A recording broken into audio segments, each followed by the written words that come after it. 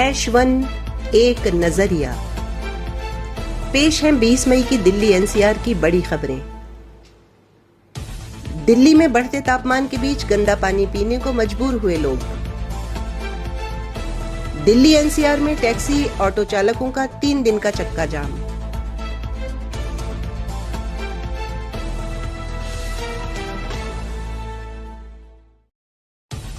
पूर्वी दिल्ली के GTB enclave के फ्लैट में एसी फटने से आग लगी।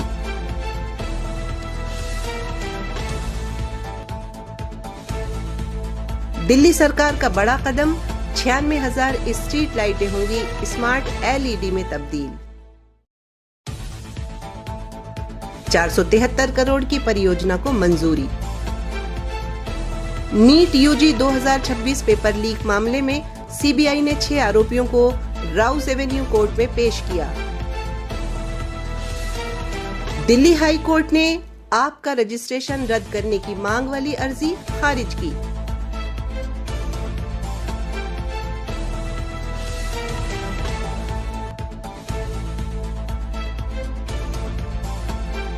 सेना के टेंडरों में कथित भ्रष्टाचार और रिश्वतखोरी के मामले में सीबीआई ने सेना के कर्नल को गिरफ्तार किया।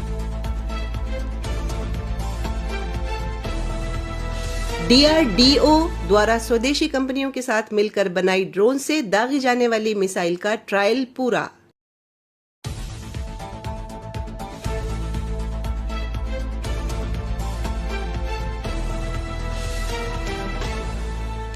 दिल्ली हाई कोर्ट ने भाजपा के वरिष्ठ नेता जेपी नड्डा के सरकारी आवास के बाहर पुतला जलाने के मामले में आरोपियों को राहत देने से किया इनकार।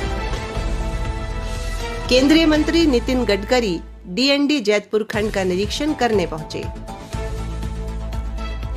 और अब खबरें विस्तार से।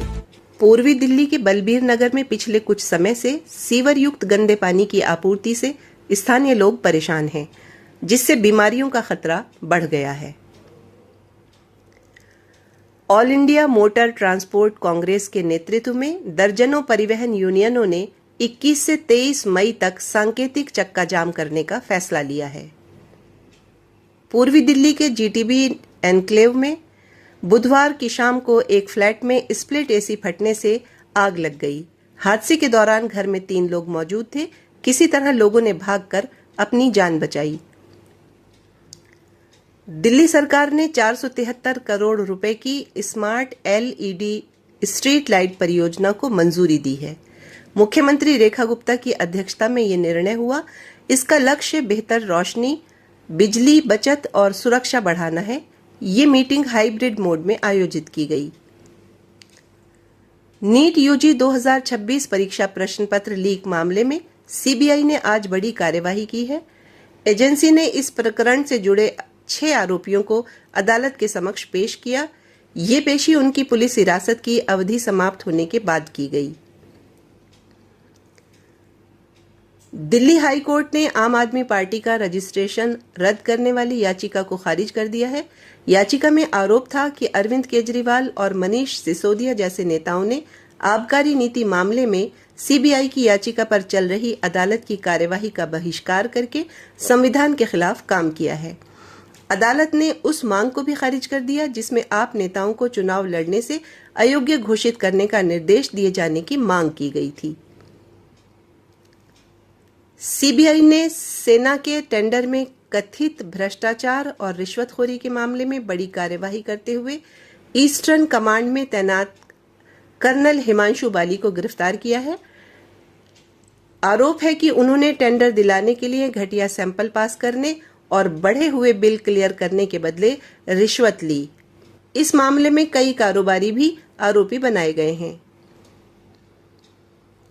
भारत की defence research and development organisation ने ड्रोन से दागी जाने वाली मिसाइल का ट्रायल पूरा कर लिया है।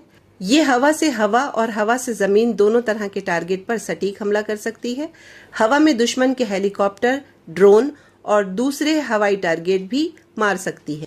दिल्ली हाई कोर्ट ने भाजपा के वरिष्ठ नेता और केंद्रीय मंत्री जेपी नड्डा के सरकारी आवास के बाहर पुतला जलाने के मामले में आरोपियों को राहत देने से इनकार किया। कोर्ट का कहना था कि लोकतंत्र में विरोध प्रदर्शन के नाम पर हिंसा स्वीकार नहीं की जा सकती। अदालत ने आरोपियों की इस कार्यवाही को बेहद विघटनकारी बताया। केंद्रीय मंत्री नितिन गडकरी ने डीएनडी जैतपुर खंड का निरीक्षण किया। डीएनडी फ्लाईवे से जयपुर तक 9 किलोमीटर लंबे हिस्से का निर्माण हाल ही में पूरा हुआ है। इस पर करीब 1836 करोड़ रुपए खर्च हुए हैं। अब डीएनडी से सीधे दिल्ली मुंबई एक्सप्रेस वे पर पहुंचा जा सकेगा और कालिंदी कुंज और नोएडा के बीच लगने वाले जाम से भी यात्रियों को राहत मिलेगी।